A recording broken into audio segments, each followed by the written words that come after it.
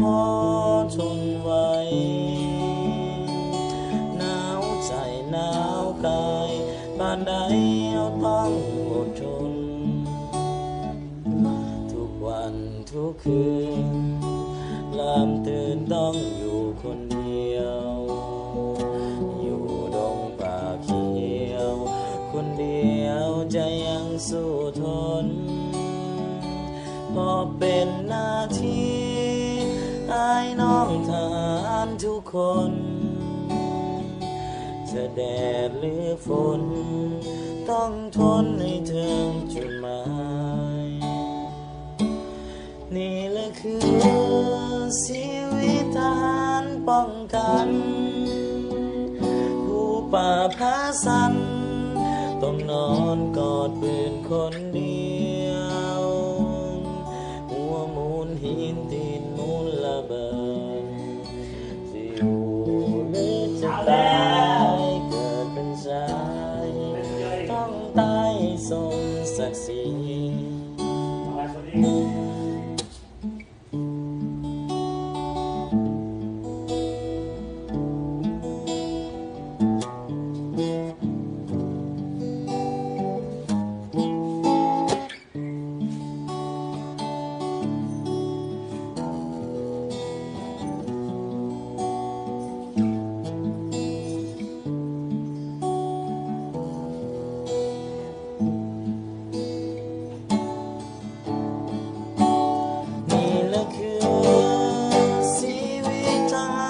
ป้องกัน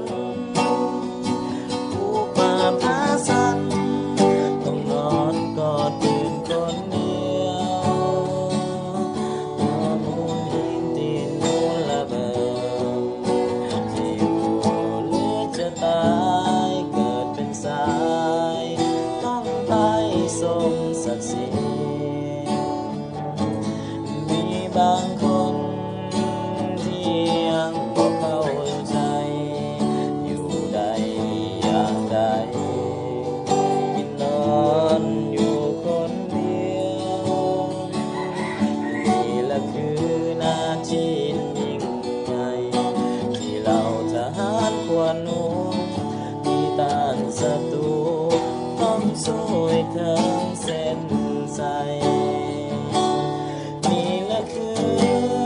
ชีวิตทหารป้องกันผู้ป่าพาสันต้องนอนอยู่คนเดียวหัวมูลหินตีนมูลระเบิดจะอยู่หรือจะตายเกิดเป็นสายต้องตายสมศักดิ์ศรี